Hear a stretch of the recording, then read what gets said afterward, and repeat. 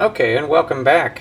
Today's teardown is going to be this Xbox 360 controller, and it's going to be fairly simple, I think, but you never know.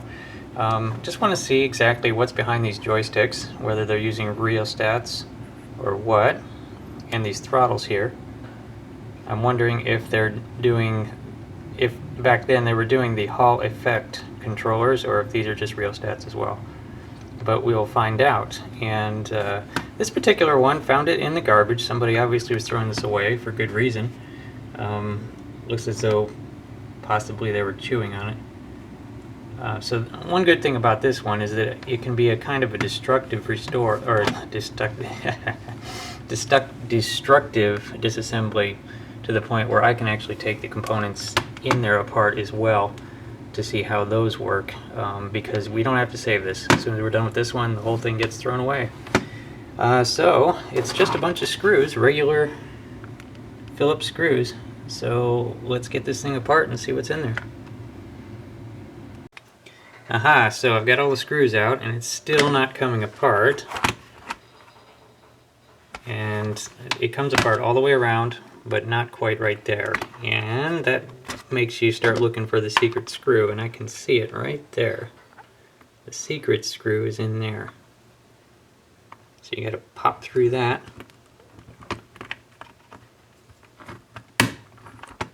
And you'll find the secret screw. There's always a secret screw.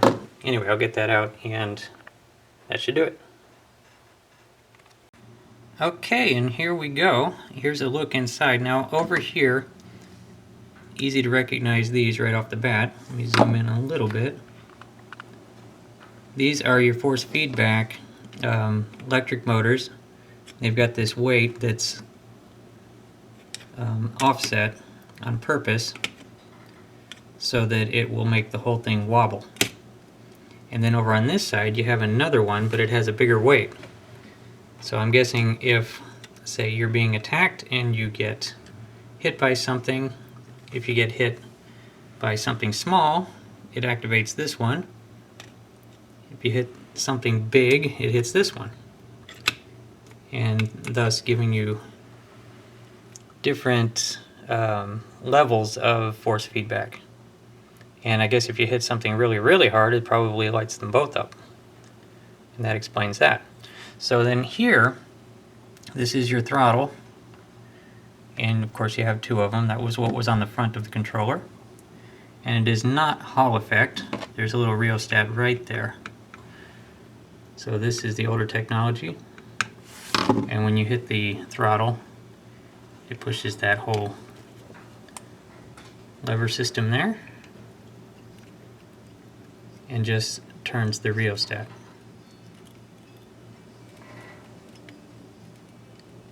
And I'm going to have to look up again the difference between rheostat and potentiometer, because that might be potentiometer. And boy, if you get something wrong on YouTube, you'll never hear the end of it. So I'm going to say, I don't know if I'm supposed to be calling that a rheostat or a potentiometer. I'm stating that for the record. Okay, so I think that, okay, and so right here, this appears to be some kind of an access port for probably diagnosing, or maybe some other type of controller that plugs into it. I never actually used the Xbox, so I don't know what might go in there. That's what that is, and this is just okay, power in, and okay, power and communication. And that plug. Okay, so I'll take these plugs off, and we'll flip this over and see what's on the other side. Okay, realizing that before I turn it over, I should get a good close-up of the main chip in there for anybody that might be wanting to see that. And also over here, I did find the date, 2005. So it's 11 years old.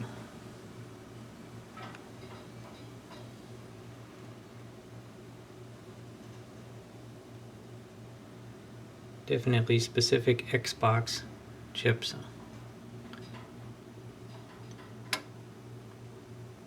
Okay, that'll do it. I'll flip it over. Okay, here's a look at the other side of the board. And you can very clearly see where everything matches up to the buttons. These are the back sides of the buttons. And there's your little joysticks are still there. And I think this would be a good time to take those off. Mainly because I just can't look at them anymore.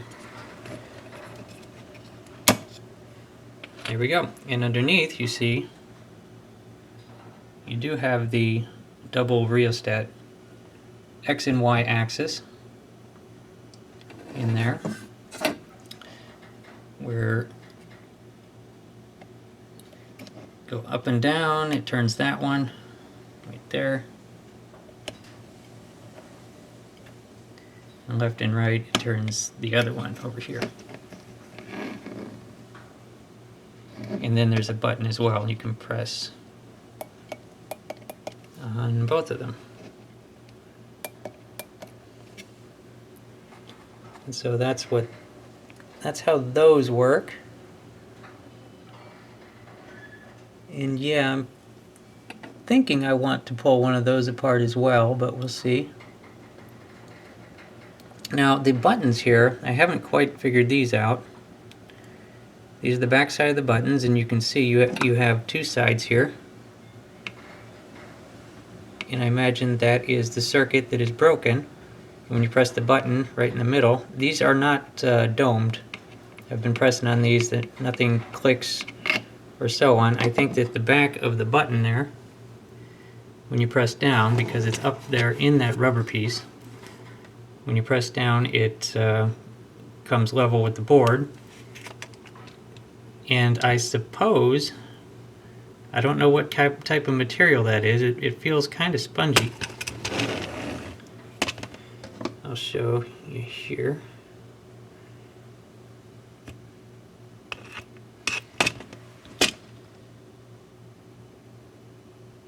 See that? I don't know what material that is. It feels like just rubber, but when you press that down, it comes into contact with these things, and I suppose it's bridging that gap. I'm probably completely wrong, but I can't think of anything else as to how that works. So that's that. Just looking at these things, not the expert. And there's the back side of the buttons that were on the front of it. And then there was another, okay, here's some more stuff. There's a nice revision number. And of course it was made in China. And then there is the array for the, I should flip this over. That is the array for this kind of four-way switch. And then you have these other buttons, 1, 2, 3 is 1, 2, 3, and then you have your other four-way button up there, which are these selector buttons here.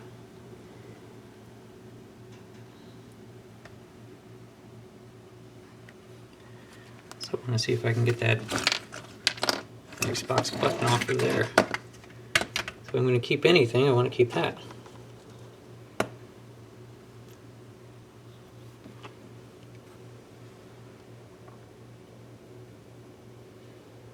Maybe that comes apart. Anyway, things that I'll be harvesting off of this and keeping is definitely these things. These little force feedback motors. And gosh, that's probably about it. I think the rest of it's going in the trash. I'll definitely keep this little button here. Let's see if I can get that apart. See what else I can get apart. Okay, here we go. Okay, so I got the inside of that X button out of the outside. I just wanted to look at that closer. It's got a neat kind of a iridescence to it. It looks like it's lighting up, but it's not. Anyway, sorry about all the noise outside. Lawn service showed up, and that's what that sound is. But oh yeah, at the same time, I couldn't resist. I had to heat up and get one of these controllers off the board to take a closer look at it. And that's what we got here. So let's get in there tight. There we go. Okay, so here you go. There is, I can't remember if that's X and Y or X axis or Y axis, but there's one axis, then here's the other axis. And then at the same time, you know, you can press button, and here is what that looks like. You can see there, you press down, and it activates that button right there. So this is really a tiny miniature version of a joystick. If you saw the video where I took apart the full-size joystick, it's exactly the same, just much smaller. Now of course I'm going to have to take this apart.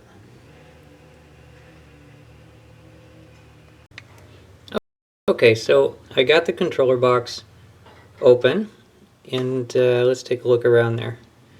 You got this copper retainer, which I don't think was making any type of electrical contact, so I don't think it has to be copper. But that was at the top, if you remember, right across here, just kind of retaining this shaft here. And this is your what was inside there, and the wow, I was thinking I was going to be able to do that with one hand, but I can't. There you go. Okay, so there's a spring at the bottom to provide for the returning to the 0 center, and then, oh, you get the picture. And then there is the bottom of the button, and this was the base. And you just, boy, it's just not, gonna have to figure out better ways of doing this for sure. And you basically, you had all these little clips that were curled over the bottom. You just you peel them back, and then you can get it off, and so on. And these little controllers, which I keep calling rheostats, and I'll find the real name of them, they were just pressed on. Literally just grab them and pull. And then on the inside of those, let me try to get in real tight here.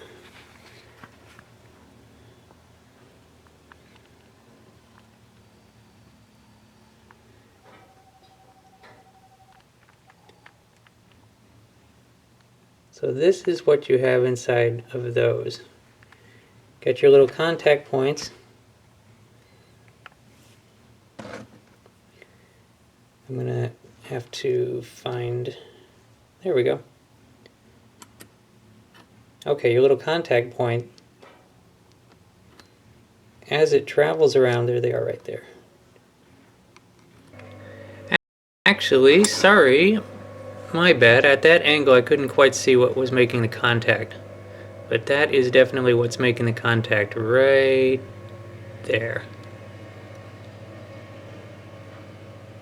As it spins around that contact point, and it is double. See if I can move that without dropping it. Nope, I'm going to have to try to get up there. But there seems to be 2 contacts there. See that? 2 wires. Very interesting. Anyway, back to what I was doing.